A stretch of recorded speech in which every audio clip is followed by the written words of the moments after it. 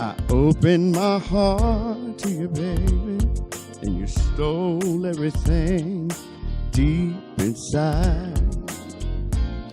I thought you would always be mine, all mine. In a perfect world, just takes a little time to make.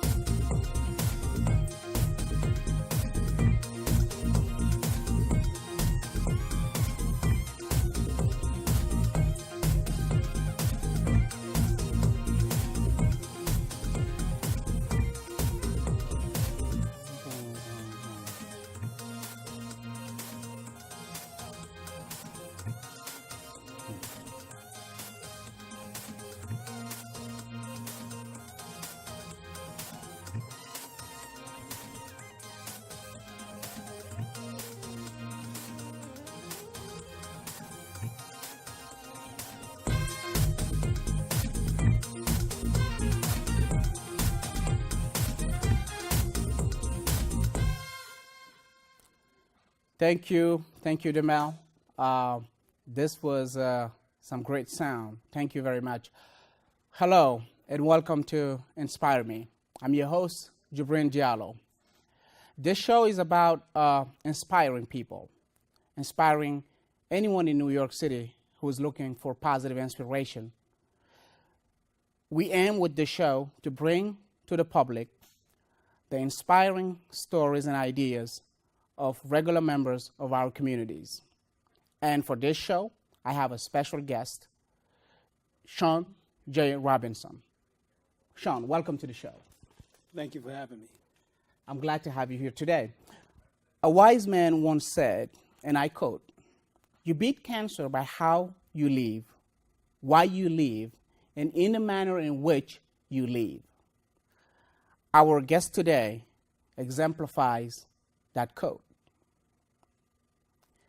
Ladies and gentlemen, we will have the privilege to get a story from someone special. I'm going to let now our guest, Sean J., to introduce himself.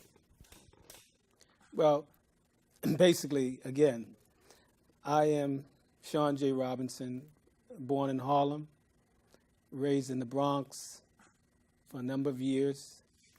I am a New Yorker, and I plan to inspire you today. Okay. So can you tell us a little bit about what you do for a living, and what do you normally, what do you do for a living, and why? What is the inspiration behind your story? Well, my passion is I'm a life coach. And basically that is just to consist of training people to get physically fit. Some people might say a personal trainer, which I have went to school for that. But life coach is someone that's basically with you consistently as you're going through your training. Okay. And also, I understand that you are a cancer survivor. Yes. I was diagnosed with cancer in 2005. The military found it. I was being shipped over to Egypt, my last tour of duty in the reserves, and the doctors found a big mass lump, 7.9 centimeters by 2.9 centimeters in my tricep, in my left arm. It was a very dark time.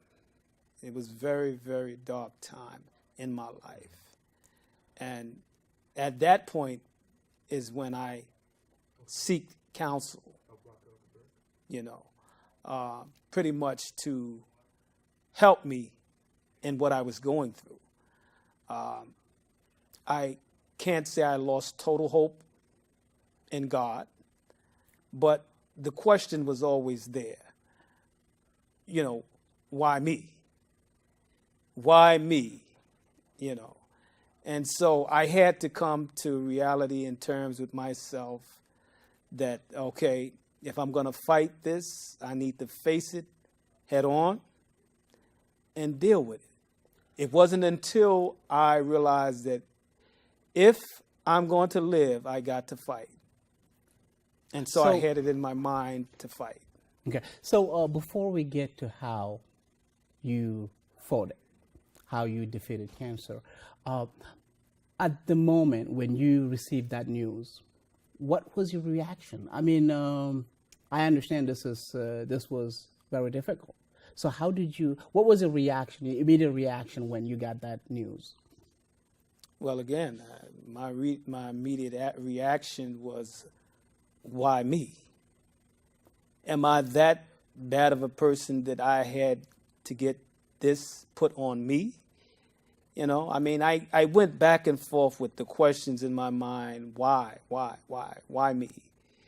But then something said, why not you?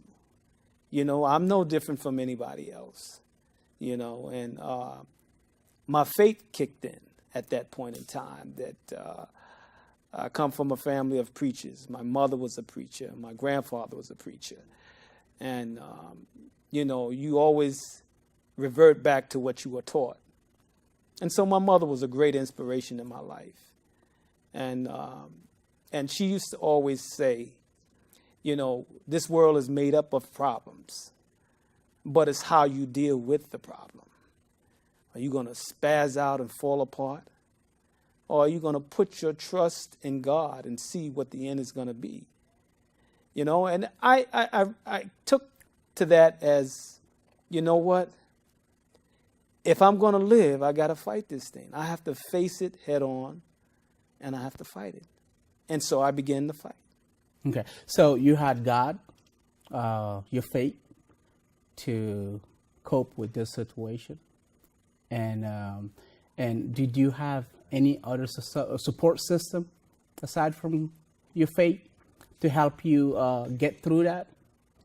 Well, friends are few and few, friends come a dime a dozen. You heard that saying many a times. Your friends could make you or break you. They could encourage you or they could disencourage you. You have to be careful who you call a friend. And I've learned that in my years of living. You have to be careful who you call a friend, because when you're down, they're supposed to be there to pick you up. Okay. When you are going through, they're supposed to be there to give you a kind word, to comfort you. My faith base was my church, the members in the church. I can't say my coworkers, I can't say most of my family, because you have to be careful who you listen to and what you listen to. Okay. Aside from your faith, did you get any treatment? Did you do anything else? Because I understand that you got seriously involved into bodybuilding after your diagnosis, and it helped you kind of overcome that disease. But also, you're currently making a living out of this, difficult situation that started with the diagnosis. And would I be correct if I say that you turned a bad situation into a good situation? No, you would be correct to say that I turned the bad situation into a good situation, because, we all have trials and tribulations in life. And I learned that if I want to live, I need to face this head on. I need to see what my options are going to be. And most of all, stay focused on my faith in God. And I think that's what, and I quote, I shouldn't say I think, I know that's what brought me through. My faith in God, my believing. You just imagine when someone gives you a death sentence and there's a date that's set before you. And every day you look at that date, wondering if this is going to be the day that you're going to die or that you're going to demise. You know, you'll live each day as if it's your last.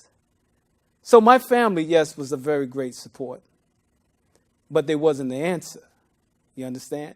It wasn't until I really focused and asked the question to God, if it's for you to have me to live, then let me live.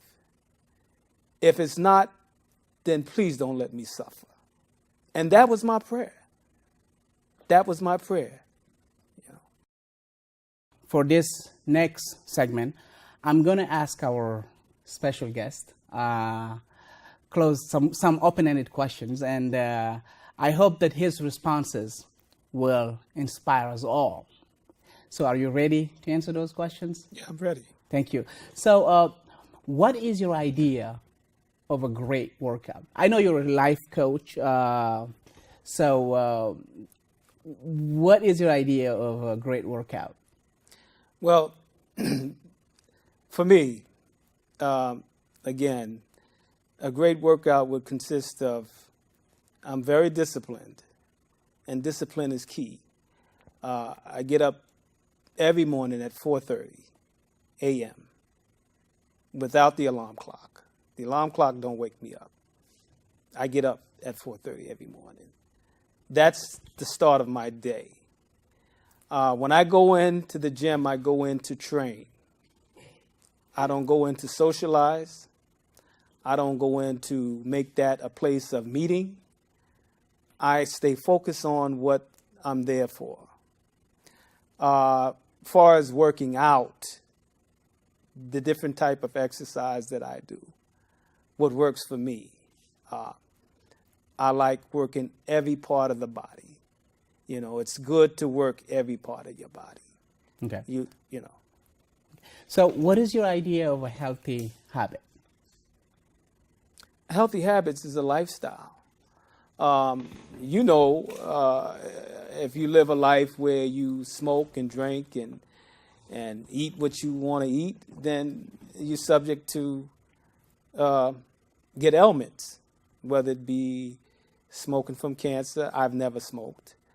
Whether it be drinking or whether it be eating. Anything could be a hazard if you do too much of it.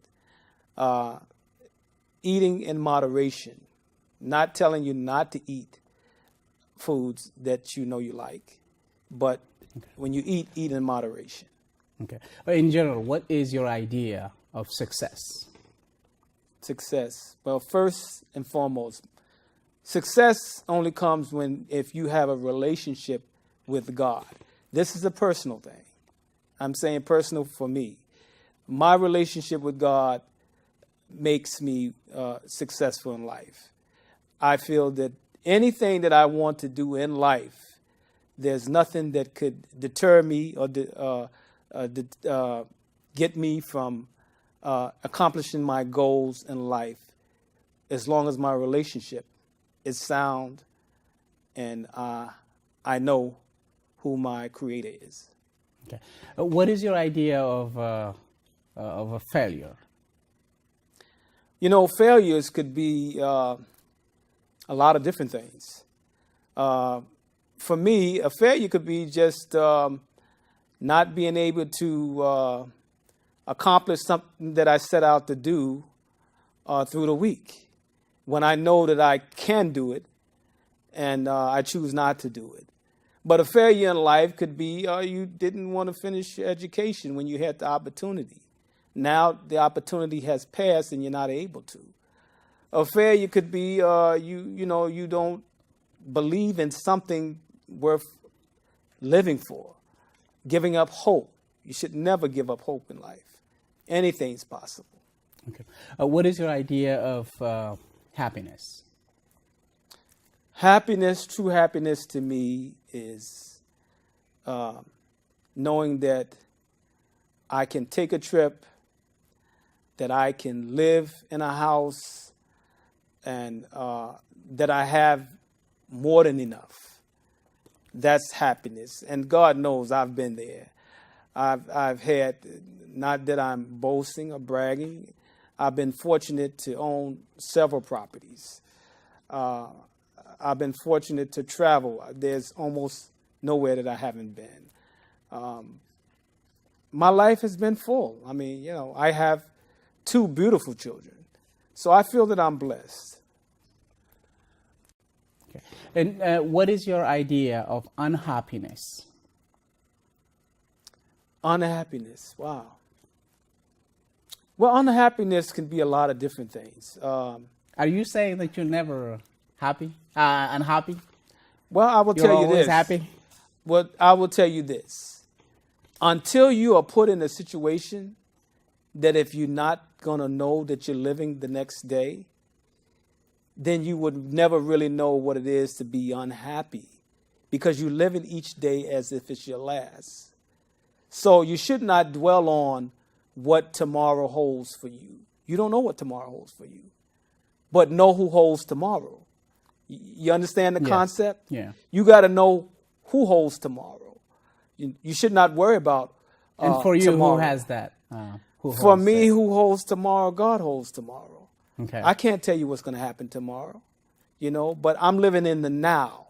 Okay. I'm cancer free. You know, God has spared me 11 years after my surgery, and I'm still yet here. You know, had I listened to some people that discouraged me, you know, they say when you get cancer, oh, don't let them cut you. If they cut you, it's going to spread and you'll die quick. You know, you have to really focus in on your faith and what you believe in. And for me, I stopped listening to all the people that were talking. Okay. So my 2 last questions to you. What is your dream vacation destination? My dream vacation destination. Wow. One place I haven't been, and I have a friend that lives there, and he's constantly telling me I should come. Turks and Caicos. It's a little small island, very small. They tell me it's no longer than about the size of Manhattan. And I plan to go there soon. Yeah. Oh, that's fantastic. And last question. If you had one thing that you could change in our community, what would you change? If I can change one thing in the community, I think I have a yearning to help people that are unfortunate. I look when I ride the train and I see a lot of homeless people. There's never been a time that I've seen so many homeless people on the streets. If I could reach and help them in some sort of way, then I would feel that I would successful in helping. You know, that would be my plot to help someone.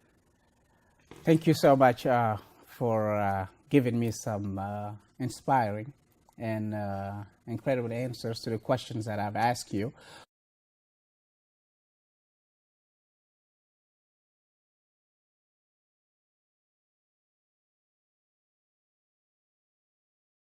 Ladies and gentlemen, welcome back to Inspire Me. I'm your host, Jibrin Diallo. I'm here with our special guest, Sanjay.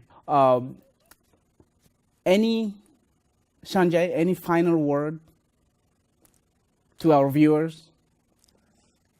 Yes. I can say, honestly, without a doubt, that if you're going through something in life and life seems so unfair to you and you're not inspired and you're not sure which way to go in life, you know, just ask the question, what is my purpose and why am I here? You know, ask that question and see what response that you'll get. If you listen to that little small voice, which will make a difference in your life, it will tell you where to go. Thank you, Sanjay. Thank you. Ladies and gentlemen, this is InspireMe. I'm sure you've been inspired today because I was. This gentleman is a true hero. He defeated cancer. He is now cancer-free. He agreed to be on this show to give us the privilege to get a glimpse of his life, what he went through. So thank you again, Sanjay. I'm truly inspired by what you said. I want to, before I end this show, I want to thank our amazing crew, our one and only Demel for the music. And last but not the least, I want to thank our guest, Sanjay, for being here today. And I want to leave you with this quote. It is often in the darkest skies that we see the brightest stars. Thank you.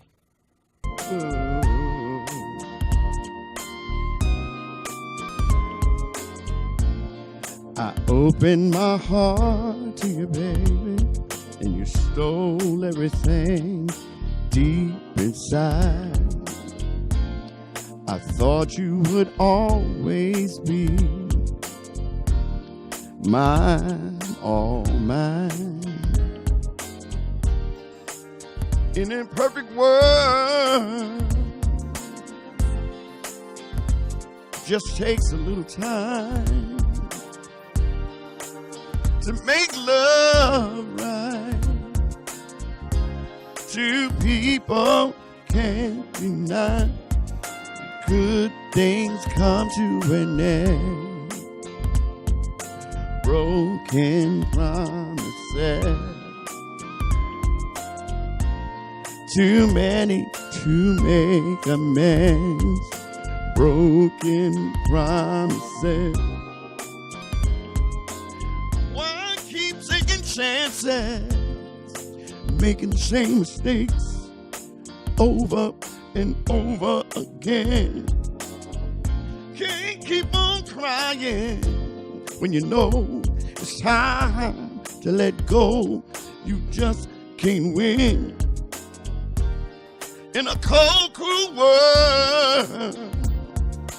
People do things they often regret, and I'm so afraid that I haven't seen the words yet. Good things come to end. Broken promises, baby. Too many to make amends. Broken promises. Oh yeah. Good things come to an end, baby. Oh, yeah. Broken. Crying all through the night. Nobody to hold me tight. Nothing but broken promises. Too many, baby. Oh yeah. Oh, good things come to an end. Good things coming to an end. Gotta say bye, bye, bye, bye, bye. Oh, yeah.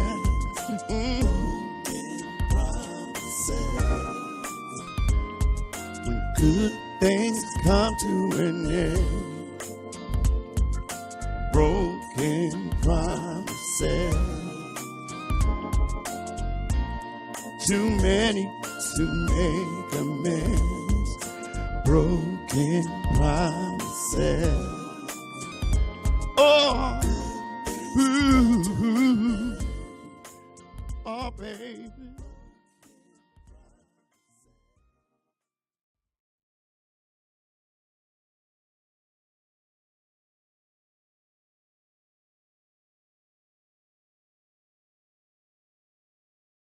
Ladies and gentlemen, this is someone amazing that we have on the show. CAROLYN has the same lineage as Harriet Tubman, a historic figure. So you should stay glued to your TV and watch the show until the end, and you will certainly be inspired. So CAROLYN, what can you tell us about your TV show? Well, my TV show basically is a magazine show. I try to cover topics that the community, I think the community might be interested in. And one of the topics I cover is health and fitness because, as you know, we have a very high asthma count in the Bronx. So now I want you to talk to us a little bit about the recognitions that you received. Oh my God, I don't like to brag. Yes, you should, because you deserve all of them. I've gotten 5 Beta Awards, 5 years in a row. No, actually 4, because last year I got 2 Beta Awards together. Wow. I got Beta Awards for health and fitness. I got one, I think I did a talk show and a comedy show because I had a young comedian, and it was a nice talk show. It's talking about careers and where you could go with your career and how did he get from point A to point B. And then I had a fashion show. So I was quite shocked when I got the awards and everything. My secret goes back to my family. So what inspired you to begin this journey in television? I mean, why did you think that you should have your own network? Okay. Well, one of the things I felt I needed a voice. I needed to be able to express things. I needed something for the community to come to me and be able to express or get out there.